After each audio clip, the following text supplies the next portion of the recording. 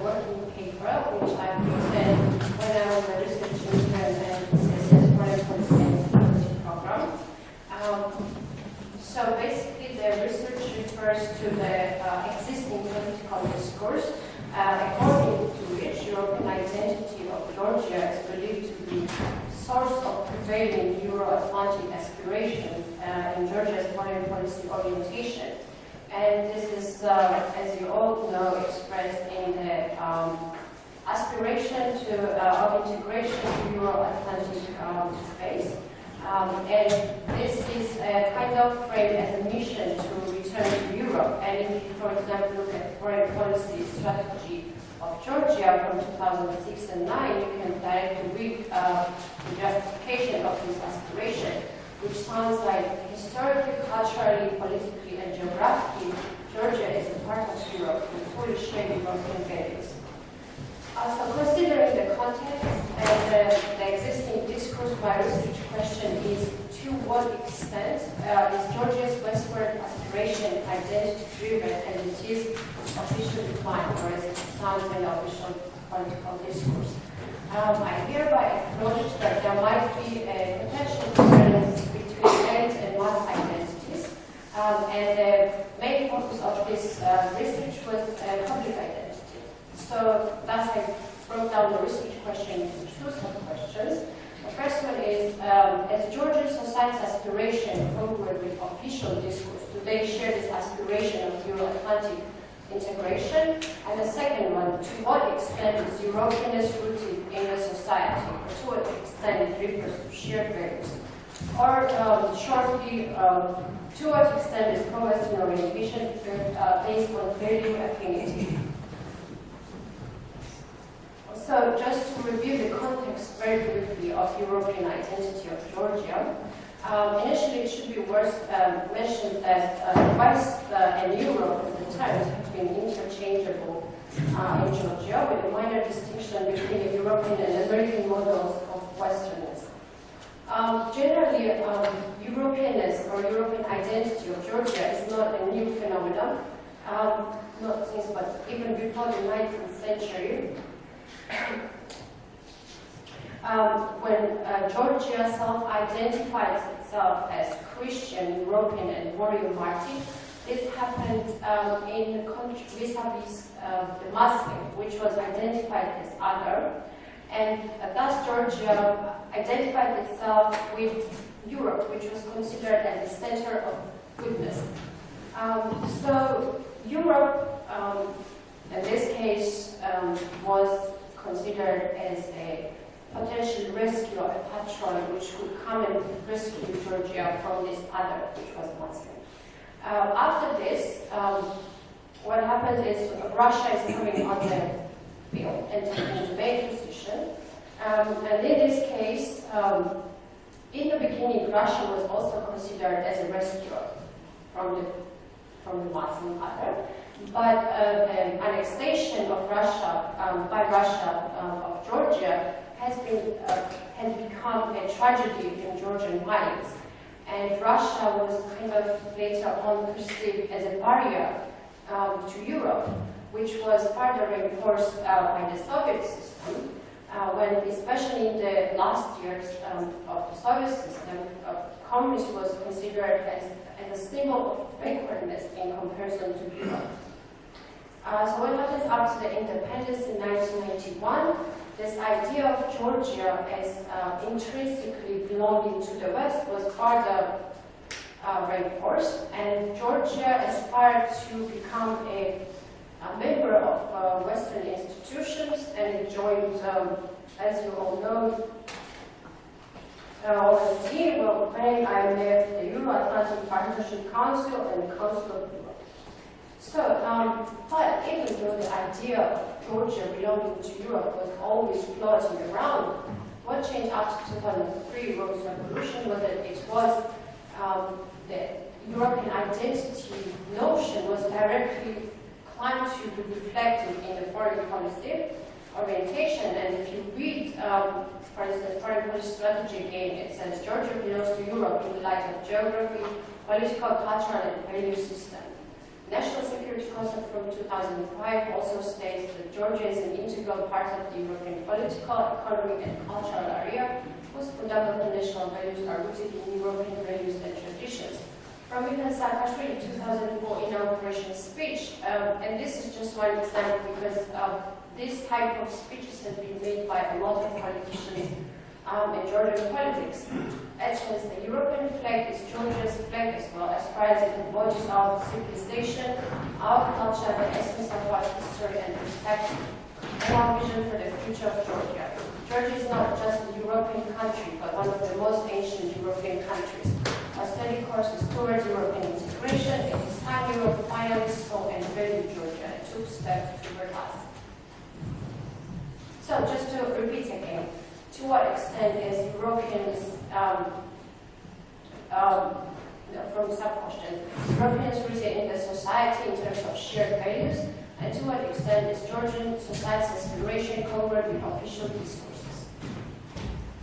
Frankly speaking, there's not much research in the Georgian context on the topic, but there can still be found some possible explanations or approaches. Now, for instance, if we look at Valia and others' research, when they try to answer the question, so why is Georgia balancing instead of bandwagoning Russia? Because according to theory, small states should be bandwagoning more than balancing, and they claim that the better explanation comes when foreign policy is interpreted in terms of identity. But the thing is that the main focus is on elite identity. Another explanation could be a quest for a patron, as I already mentioned, that Georgia is seeking for a rescuer, protector. It's looking for a security protection from the West. Another explanation could be coming from the argument that after independence in 1991, foreign policy in fact became part of, I'm quoting, just part of the realization of politics and an instrument for asserting the legitimacy of the new elite and the identity of the new state. So considering the point, one explanation could be that elites are trying to legitimize it on international or even domestic arena, considering today's existing discourse. And another one could be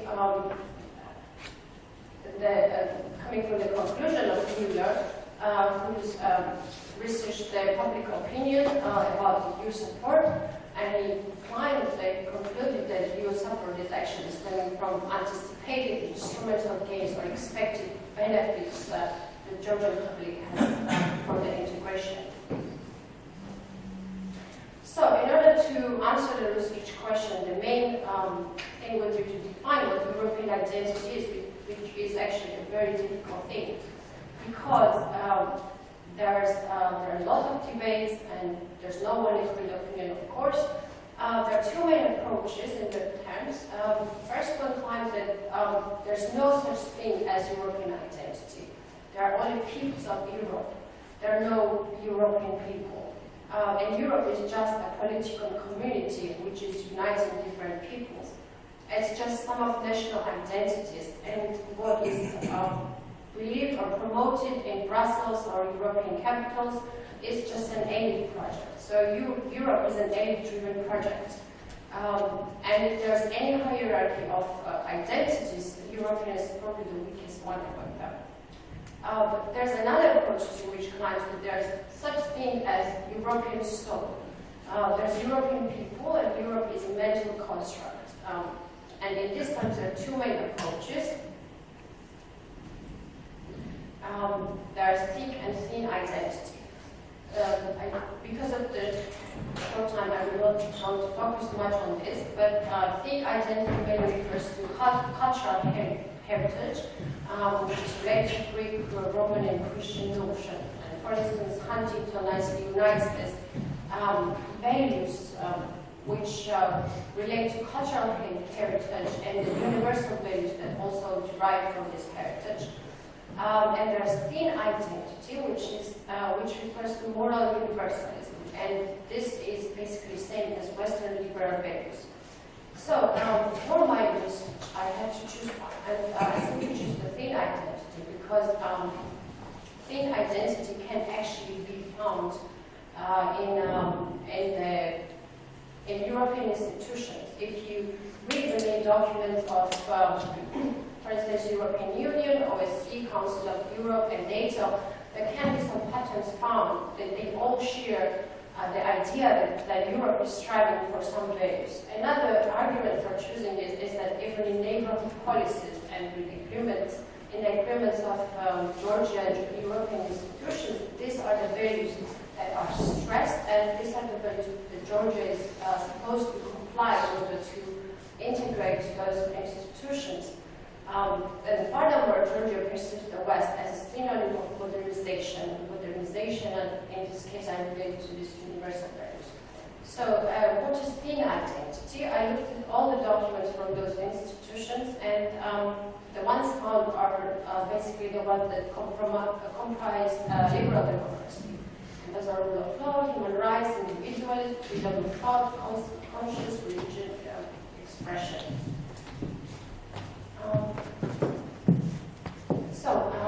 How European is Georgia? First of all, I already mentioned thin identity, which is more applicable. And even, for instance, if you look at Salome Minesashvili's paper, you can find that thin identity is rather irrelevant for Georgia, because there are some European heritage doesn't have so much influence on Georgia. So how do we measure how European is Georgia, or how does it comply with liberal democracy values? Probably the most pertinent research in this area has been done by Ronald Engelhardt, who analyzes political culture which is most conducive to democracy. And he claims that this causal error is actually coming from mass values to democratic institutions. So if there's no value sharing among the public, it's hard to imagine democratic institutions developed. And after very deep research, he claimed that self-expression values are the most conducive to democracy. So basically, those countries that have these values are advanced in democracy, and those are aspiration to liberty and emphasis on human choice, tolerance, early challenging activities, gender equality, and personal trust. So once I had these values, I could use the opinion polls conducted in Georgia, and I could check the compliance of Georgian society to these values. So the first one is tolerance, and there are two types of tolerance: ethnic tolerance and social tolerance. So as a matter of fact, 25% of Georgians who not want neighbors who not want to live with neighbors of different race. More than 1/3 of Georgians do not want to have neighbors of different religion. 61% of Georgians distrust people with other religion. 42% distrust people of other nationality. And when it comes to social tolerance, and this worst situation we can imagine, 90% of Georgians never see homosexuality as justifiable. But as a matter of fact, this has been growing. For instance, if you look at the polls in 1996, there's 77% who think it's not justifiable. And by 2008, it's 90%. Gender equality, Nani will talk more about it, but for instance, 67% of respondents thought men make better political leaders than women. 53% thought men should have more rights to job. It's a balanced situation in terms of education, and 24% of Georgians think that education is more important for boys than for girls. Interpersonal trust is another value, and why is it important? Engelhardt claims that this is very important for forming secondary associations in the society, which is kind of a basis for forming democratic institutions and rule of law. And in terms of only 23% of Georgians think that people can be trusted.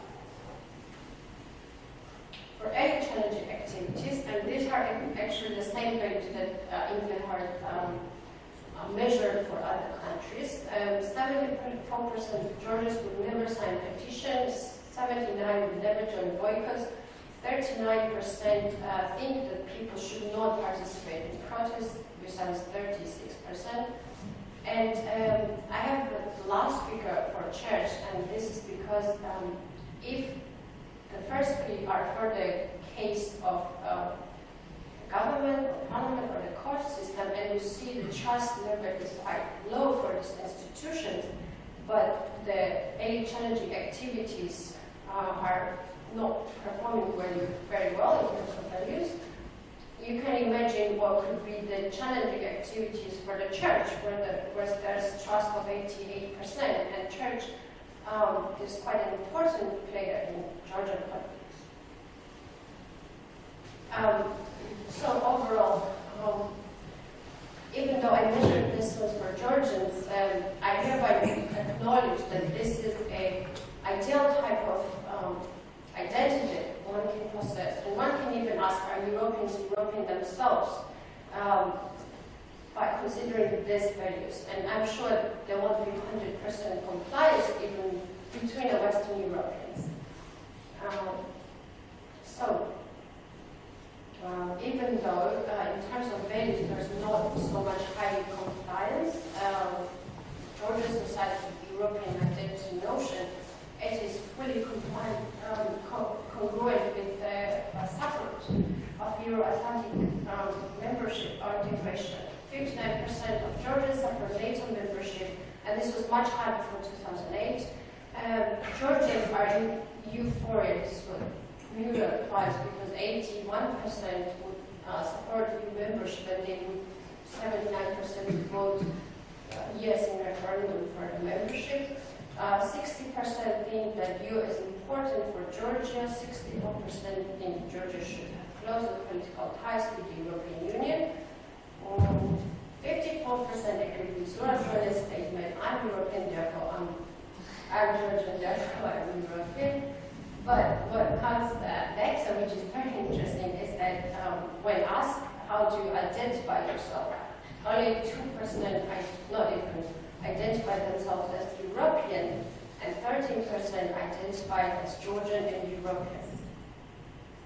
And 29% thinks EU should preserve Georgian traditions, and for 51% threat from West, and 50% think that our way of life should be protected against European influences. So just to lead this to summary, as we see, there's support for membership, but when it comes to self-identification, it's not European. So what is it then? One could be that, for example, according to Marx, Euro integration theories, they think there's two main reasons for EU integration preference. There could be economic consequences and value attachment. So if it's not that much of value attachment for Georgia, but then it's economic benefits that people are just expecting from the integration. On the other hand, the awareness of EU is very low in Georgia. In 2009, when they were asked, is Georgia a member of the EU? 21% of Georgians said that it is a member of the EU, and 22% did not know the answer. 50% of this leads to understandable optimism. For instance, 50% of Georgians thought that Georgia would become EU member in the next 10 years, and this was back in 2009.